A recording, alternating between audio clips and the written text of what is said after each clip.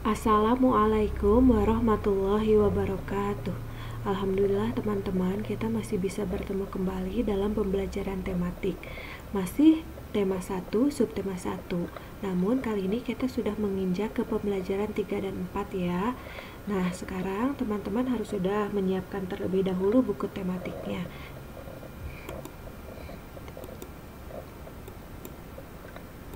Ya, seperti biasa, sebelum kita mulai pembelajaran, Ibu akan memberitahukan terlebih dahulu tujuan pembelajaran kita pada hari ini. Yang pertama adalah, dengan mengamati teks, siswa mampu mengidentifikasi sikap-sikap yang sesuai dengan nilai-nilai yang terkandung dalam sila Pancasila.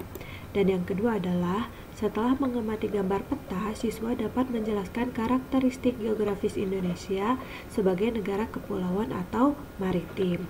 Ya, sekarang dibuka buku tematiknya ya teman-teman, halaman 20. Kita baca bersama-sama cerita Edo. Selesai bermain, Pak Rudi mengajak Edo mengumpulkan air seni kelinci. Air seni kelinci tersebut oleh Pak Rudi disalurkan melalui saluran-saluran air dan dikumpulkan ke dalam satu wadah penampungan. Ih, bau sekali Pak, kata Edo. Benar Edo, meskipun bau, tetapi air seni kelinci ini sangat baik digunakan sebagai bahan pupuk cair organik untuk tanaman. Sayuran akan tumbuh dengan subur, tanaman buah akan cepat berbuah dan tanaman bunga akan cepat berbunga, jawab Pak Rudi. Tiba-tiba, Pak Eko datang ke kandang kelinci. Pak Eko meminta air seni kelinci milik Pak Rudi untuk memupuk sayuran di belakang rumahnya. Dengan ikhlas, Pak Rudi pun memberikan sebagian air seni kelinci tersebut kepada Pak Eko. Pak, kenapa air seni kelinci itu diberikan kepada Pak Eko? Kan sayang, Pak, katanya Edo penasaran.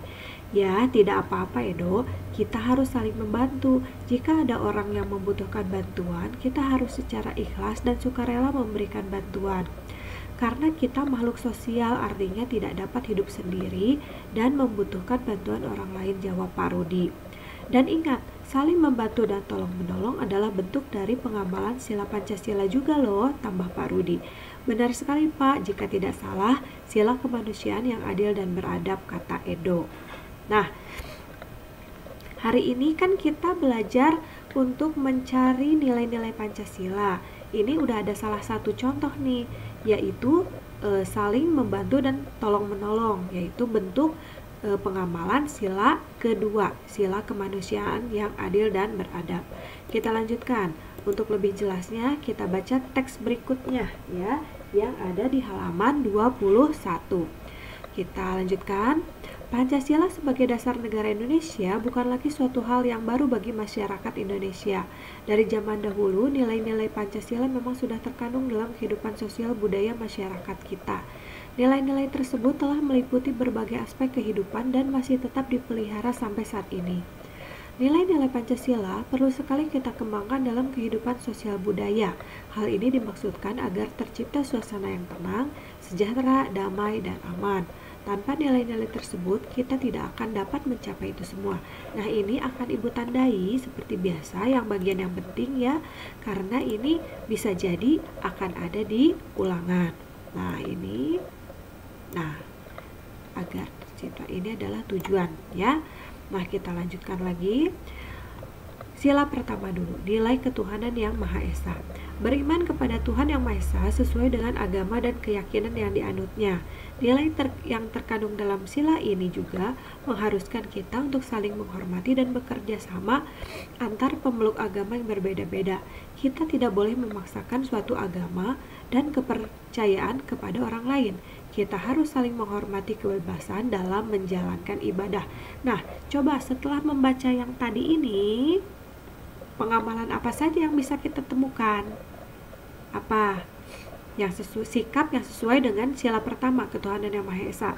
Nah, di sini ada ya nilai-nilainya, yaitu beriman kepada Tuhan yang Maha Esa, kemudian saling menghormati, bekerja sama antar pemeluk agama yang berbeda-beda, tidak boleh memaksakan suatu agama dan kepercayaan kepada orang lain, lalu menghormati kebebasan dalam menjalankan ibadah. Nah, sikap yang tadi kita temukan di dalam teks itu adalah sikap yang sesuai dengan sila yang pertama. Nah, itu dari teks itu bisa kita pindahkan ke sini. Sikap-sikap yang tadi. Jadi sikap-sikap yang sesuai dengan pengambilan sila Pancasila tadi bisa kita temukan di teks yang tadi ya. Jadi silahkan teks yang tadi itu dibaca sampai selesai, kemudian dipindahkan, dicari sikap yang sesuainya, kemudian dipindahkan seperti contoh yang ini. Nah, jadi tugas yang pertama adalah menuliskan sikap-sikap yang sesuai dengan nilai Pancasila, bisa dilihat dari teks yang tadi, kemudian dipindahkan ke tugas yang ini. Nah, nanti kalau sudah ditemukan di teks sikap yang sesuai, teman-teman tuliskan di sini ya. Di sila kedua, sila ketiga, sila keempat, dan sila kelima. Ya, kita lanjutkan pembelajaran kita. Nah, kita kan sudah tahu tuh, sudah baca tadi ya teks-teksnya, isinya apa saja. Nah, sekarang coba kita bahas bersama-sama kalau gotong royong sesuai dengan sila keberapa, ayo. Rajin beribadah keberapa? Nomor 3, melaksanakan keputusan keberapa? Coba itu Ibu hitung sampai 5 ya, kita isi sama-sama. 1, 2, 3, 4, 5. Nah, ini dia jawabannya. Sudah sama belum? Kalau sudah sama, berarti kamu sudah bagus ya memperhatikan penjelasan dari Ibu. Kalau belum, berarti bisa video ini di-pause, kemudian diputar kembali. Nah, kita lanjutkan ke letak negara Indonesia. Nah, sebelum ke letak negara Indonesia, Ibu akan menceritakan dulu posisi atau bentuk bumi kita yang kita tempati ya. Nah, jadi di bumi kita itu bentuknya bulat. Kemudian di sini ada garis-garis, ini sebenarnya tidak ada. Jadi ini garis hayal, kutub utara dan kutub selatan. Garis yang menghubungkan kutub utara dan kutub selatan itu disebut garis bujur. Garis yang mengelilingi bumi seperti ini mendatar itu disebut garis lintang. Nah, 0 derajatnya sudah disepakati berada di sini nih, di Greenwich. Lalu Indonesia ada di mana? Nah, kita lihat di sini, ini adalah letak negara Indonesia. Sesuai dengan garis bujur dan lintang tadi, nah ini negara Indonesia letak astronomisnya seperti ini. 6 lintang utara dan sampai 141 lintang selatan. Karena sampai sini kan, Indonesia dari Sabang sampai Merauke berarti sampai sini. Kemudian 95 bujur timur sampai 141 bujur barat dan 6 derajat lintang utara sampai 11 derajat lintang selatan. Nah, yang ini 11 derajat kira-kira. Kalau geografisnya berapa? Apa itu letak geografis? Letak Indonesia berdasarkan posisinya dengan tempat yang lain, yaitu terletak di antara dua benua, yaitu benua Asia sebelah sini dan benua Australia sebelah sini ya, serta diapit oleh dua buah samudra, yaitu Samudra Hindia dan juga Samudra Pasifik. Teman-teman bisa lihat di sini negara Indonesia itu luas sekali ya. Luas sekali, kemudian banyak sekali lautnya, lebih luas lautnya daripada daratnya ya, dan juga terdiri dari negara-negara kepulauan.